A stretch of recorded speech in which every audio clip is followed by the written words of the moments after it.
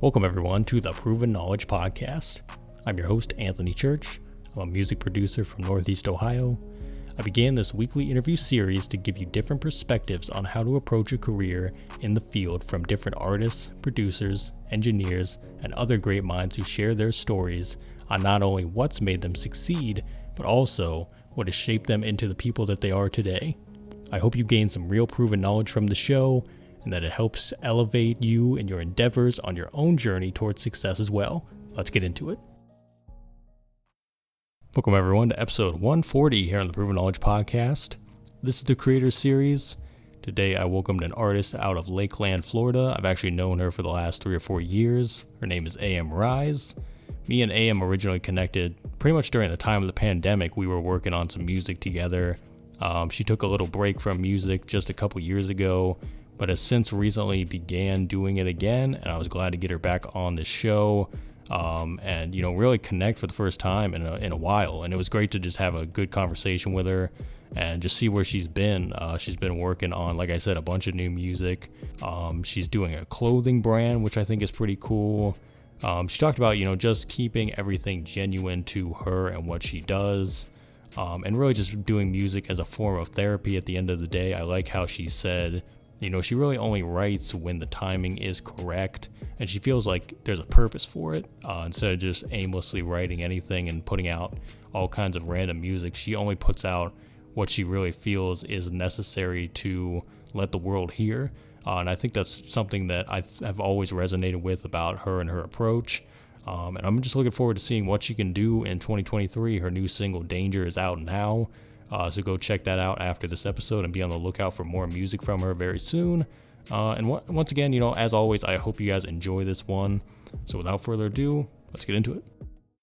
So welcome everyone to episode 140 here on the Proven Knowledge Podcast.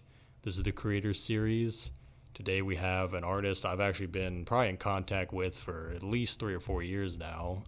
She's out of the Tampa Bay area, Lakeland to be exact. A.M. Rise is here. How are you? Yo, what's going on? Real Florida girl here. Yeah. I was gonna say, like I just said, it's been like a good while since we even talked, but I've been loved just to keep up with you and what you've been doing and everything, and it seems like this is gonna be like a big year for you, coming in with a lot of music and stuff, and you just dropped a new song, so I want to get into all that stuff, but to start it off, we kind of have the guest give some background. How did you get into music? How long have you been doing it? Pretty much basic information for those that might not know you and what you do. Good question. I started doing music. I actually started writing elementary. I didn't really know I didn't really know I wanted to do music yet, but I was doing it. Mm-hmm. And I just grew up kind of like having like this love for music, being raised in a household just surrounded by music. My mom was in a choir, so we used to always go to church and rehearsals and stuff. But I was a kid. I didn't really know nothing, But those are I got. In high school, I went to college, and I'm just like, dang, like, this is not really what I want to do. You know what I'm saying? So I ended up leaving college, building my own little home studio.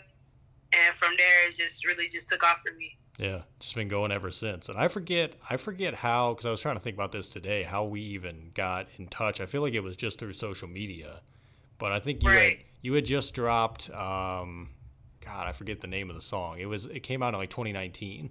And I think that's how like we kind of got like acclimated with one another and everything. And I remember during that whole pandemic, just like sending you music and stuff and like going over beats and things like that. So that was such an interesting time. And like, how do you think, like, since even then, let's say like 2020, because obviously a lot of things have changed since then, but like what do you think the last few years have been like for you as far as just growing as an artist, but also as a person in general? Because there's obviously been a lot that has happened. Right. Dang, that's a great question, man. Honestly, like, I feel like in order to like put out good quality music, like you have to go through things. Mm-hmm. So it's been where I just like fell away from music, and I had to step. You know what I'm saying? Because for me, I'm a real artist. Like for me, if I don't have anything like real or anything that's really me on the music, on the beat, like I'm not gonna write it out. I ain't that type of person that just put random stuff together. Mm-hmm. Like music therapy. A lot of people say that. is. So it's like a diary for me. So if I don't find that passion in that season, then I just don't write. And apparently that this past season, that was just the season I was in. So I just kind of fell away from music, had to find myself a little bit. So now I'm just trying to just get back on my grind, get back on my purpose. Mm-hmm. And that's super important too, because I feel like the constant like grind mentality is, I've said this before on other episodes, it can kind of be toxic in a way of where you think you always have to work and just keep going, but it's like if you don't have that time to really figure yourself out, especially during like when you're kind of in a rut, you kind of got to step back and just reevaluate, and then when the time's right, you get back on and just keep going, and that opens it up to new energy too, I think, that you might not have had before. So it sounds like that's kind of like exactly what happened for you as well. And so I want to say, congrats on that, because that's definitely a big thing to have happen.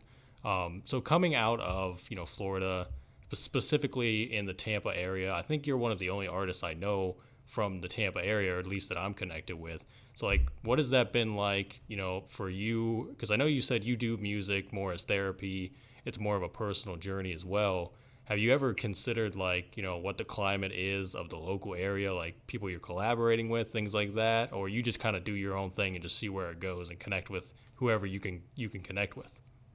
Yeah, that's real. Like, when I was in Tampa, I actually moved back to Lakeland. But when I was in Tampa, I met a lot of artists. Like I made a lot of connects. Like, I was just featured in like a little music video with some artists I just met, because it was like, they really rock with me. Mm-hmm. So I feel just trying to see people before I see the artist. You know what I'm saying? Like, who are you as a person? Yeah. You know what I'm saying? So I feel like if I rock with you as an individual, then like we can get on the music. But if I don't rock with you, and if I don't like how you moving in real life, I'm not gonna do music with you. We could be cool. You know what I'm saying? Respect, mm-hmm. But I don't really get from me. But Tampa is a lot of real artists there, and I feel like everybody got this hunger to like trying to be somebody, and I feel like it's dangerous in a way, because it's like I don't want to be so hungry that I lose myself. You know what I'm saying? Like I want to be true to who I am first, and then let the music do its own thing. But I had to step away from Tampa because it was too big for me, and it's kind of like, for me, Tampa is kind of like a California. So when you think about like big cities, it's kind of like Atlanta or something like that. Mm-hmm. Everybody doing music, everybody producing, everybody DJing. It's one of those spots. And it was too big for me, dog. Like, it was too big. It was too messy. It was too messy for me. I had to leave, because if I would have stayed, I would end up losing myself. So I had to leave. That's why I fell away from music for a while. But mm-hmm. Yeah, I definitely love what you said about kind of the relationship building as well, because I've always felt the same way, as far as you kind of got to connect with someone on the human level before you even begin doing music. You know what I mean? Because it's like you said earlier, that music comes from the real life experiences. So if you're working on songs together, you have to kind of combine your energy and your real experiences and make that into the music, and make that something real and something that people can resonate with. So I definitely feel the same way, and it's interesting because I've had a lot of conversations with people, especially people that aren't in the big cities like New York or LA or things like that, and how they view their local areas as well. So it kind of sounds like it's the same thing, where it's like if you go to the more populated areas, it can kind of be the same energy. And I think what's great about the time we're in now is that there's so many different ways to be an artist and to put yourself out there. It's like you don't always have to even go to the big cities. You can just make your own lane, do your own thing, put yourself out there how you aim to do so. And so for you, I think that's definitely kind of like the path that is now being put in front of you, to be able to kind of make your own story, right? Your own chapter pretty much, and put yourself out there. So it's going to be definitely very exciting to see. And obviously you just released Danger, which is the first like single of the year. So like, tell me, how that song came together, story behind it, and then like, why are you choosing to lead with that to start the year off? Oh, dang, that's a good one. So Danger was a single that I literally wrote at my cousin's house. It's this one producer that I really rock with. His name Badcorn. I found this beat, and I was like, I got to do something with this. So I sat outside and I just thought about life, bro. And I was just like, bro, let me just put this down. And I just wrote it. And I wrote it in about 30 minutes, bro. And I was just like, this is it, bro. I'm about to go to the studio and record this. And basically, Danger is just like a real single. It's about the big city. It's about the flashy lights. It's about the money. It's about the strippers. It's about the hoes. It's about all these things that look enticing, but in the end, it's gonna really kill you. You know what I'm saying? If you take too much of it. Mm-hmm. And then just kind of like that warning signal for me. And yeah, that's what it came about. Yeah. Just wanted to take a quick minute out of this episode to let you know about our current sponsor, SessionWire. If you've ever used Zoom before, then you'll be right at home with SessionWire. They allow you to connect face-to-face with anyone, anywhere by sending them a single link to your very own personal SessionWire studio. SessionWire Studio is a virtual control room that combines many familiar tools like video, voice, file transfer, chat, and storage. And it also allows an industry-first separate HQ audio channel for listening to and recording with studio quality sound. And I'm very excited to, be on board with SessionWire and have them, sponsor the podcast for the next few months. It will also be giving away 3 versions of their brand new V3 software in April, which I'm very excited about as well. So be on the lookout for that. But if you want to, know more about SessionWire now and you want to get started today, go to sessionwire.com. And with their VIP early bird pre-launch offer, you'll be able to get SessionWire's artist plan for only $99, plus a free year of the all-new SessionWire Studio when it officially launches if you use the pre-purchase code ProvenKnowledge22. That's ProvenKnowledge22. Once again, very excited to have SessionWire on board, and stay tuned for the giveaway. But for now, let's get back into the episode. That's super awesome, and it kind of goes back to what you were saying about you were kind of just in the moment, like writing, you're just writing what you feel, and it just comes out into that song and everything. So, like, recently, because I know there's probably more songs as well that are in the works that we're, yet to hear. I want to get to that in a bit, but, like, as far as the songwriting process for you, where it sits currently, has it changed over the last few years, or you kind of still find yourself where it's like, if the inspiration is there, you're kind of just going to get the ideas down and then go from there? Like, if you hear a beat, you're kind of just going to write what you feel, and then you might go back later and kind of, like, fine-tune it a little bit, make it like a full song. So, like, how is that for you nowadays as opposed to, let's say, 2019 when you put out your first, like, real track? Dang, that's tough. I feel like if I'm actually consistent, like, with music and doing what I'm supposed to be doing, songwriting is pretty natural. I just go based off what the beat, because usually the beat, how the beat has a name, like, it'll be like, or, like, sad, or I'm depressed. It already have a title to it. Yeah. So I just come up that and write whatever that beat is given, whatever the vibe is getting. I that's how I do it. But I'm telling you, bro, if I don't have a season where I'm going through stuff, or if I'm witnessing experience and stuff, or journeying, like, I'm not gonna be able to write, because I'm not gonna be, just like I told you, bro. So yeah, that's how I feel. You bring up a funny. This kind of made me think of something.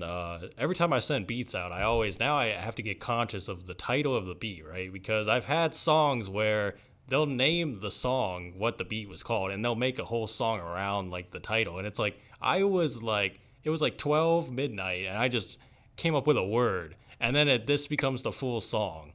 So it's like, you don't even think about that type of thing, but it definitely happens sometimes. And it's almost like, artists will see that and they'll kind of just see the word and then start thinking about, like, okay, what does that mean to me? And then, like you said, they feel like if it does sound more sad or somber, maybe that brings up some type of emotion or, like, a memory for them. And then they build around that. And if it's happy, it's like, okay, we want to, like, celebrate. We might want to turn up a little bit. Let's kind of, like, get that vibe going and, like, make it. So, yeah, I definitely thought of that when you said that, because I'm like, I've had a few songs where I just name it something random out of my laptop, and then that's, like, becomes the title of the actual song when it comes out. So definitely pretty funny stuff. So I obviously assume that, Danger is probably part of, like, something bigger for the year. So first I got to ask, is there going to be, like, a music video for Danger coming out, or some type of visual that we're getting soon? spill too much tea, but I am in the works of doing working with my homeboy Thomas. He's a great videographer that did some work with my other friend who's also an artist. So that's how I met him, and we've been talking. He got that kind of like vibe that I do, like kind of like just really unique. So yeah, I've been talking to him. We trying to work some things around Danger, trying to get some things rolling this year. Shout out to Thomas, man. Yeah. I gotta also backtrack a little bit because you mentioned a couple people that have been helping you out. So is there any like collaborators that you want to shout out here that we should like look into? It could be artists, producers, anybody else. Oh man, that's a good one. Yeah, producer. I would say Badcorn. That's my guy. Little T-shirt. Those are my top two producers right now. And you, when I actually work on those beats that you sent me, you, Little T-shirt, and Badcorn. Those are my top three producers right now. Honestly, bro, like I'm so focused on myself right now. Like I don't even want to collab. I'm not even looking to collab until my cousin come out of retirement, Mr. Sharon C. Right? Then I'll be getting back into collabing. But right now, in my business, Yeah. And sometimes you got to do that, Sometimes you got to kind of, like we said, you got to figure out what the path is for you and start going down that and just see where it leads you. Well, we'll talk after this, but I do want to say, I got so much more than I had 3 years ago. I'll just leave it at that. So there's a lot of stuff, but we'll get to that later. I definitely want to discuss, what would be like leading from Danger? Are we talking like an EP, maybe like a bigger project? What do you have in mind currently? You might not even have it all planned out yet, but what are you looking at? Man, I have plans, but to be honest, whatever God doing in my life right now, bro, like my plans, like it ain't going. But I just wanna focus on the now. Like Danger, I want to keep on marketing that out there, drop some visuals, and see where that leads after that. You know what I'm saying? I try to not go too far out, but I like to. But I know sometimes plans don't work out. Yeah.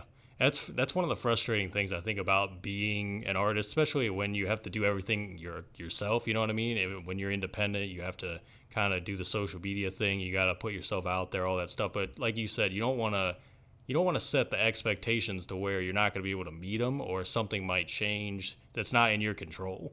So I think it's kind of like you kind of got to look at like all sides of it and see like what goals can I actually reach that I'm in control of as well, and just start with those first, and then like work your way to the other ones and like see like how you'll get there.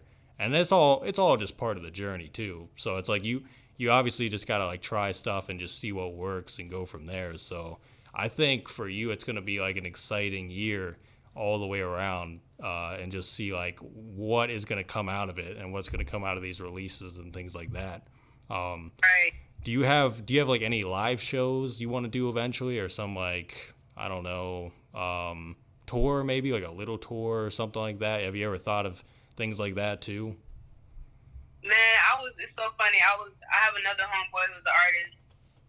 I was talking to him at my job, and he was talking about, I'm trying to put a little tour together, we travel, and I was like, keep me in the loop. I'm down for that, because sometimes, like, you really just got to get out your comfort zone. You really got to get out where you stay, too, because when people see me, they just see me as, oh, that's Aspen, from George Jenkins. Like, they don't really see me as the artist yet. But when you go to another city and you come out and that's all they know is you as an artist, it just hit different. Yeah. So, yeah, I would like to go on a tour, like a little mini tour, but, Yeah, it's one of those all in the right time things, you know what I mean? Like, when the timing comes, it'll all go pretty well. But I like what you just said though about how maybe the people that have known you the longest, they might not always view you as the artist because they just know you on a personal level too.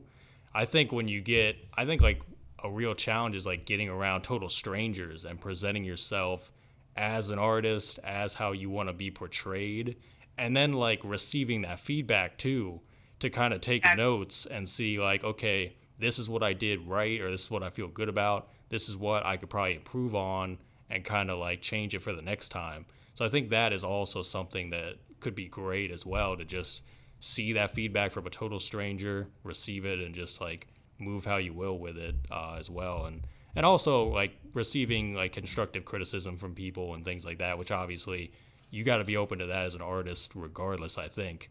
So all very cool stuff, and definitely wish you the best when that comes, you know, because it's gonna be a great opportunity. So last few questions here. These are ones I ask on every episode. The first one is, if you could go back 10 years ago, maybe give yourself a piece of advice, or maybe not change anything at all, what do you think you would do? Would do or say? Either one. If I could go back 10 years, I'd tell myself just to be real, because we don't have a lot of real artists in this industry right now, and I feel like that's what people think, that, you know, like money and stuff and whatever, the glamorous life, that stuff sells, but honestly being real sells, because there's not so unique.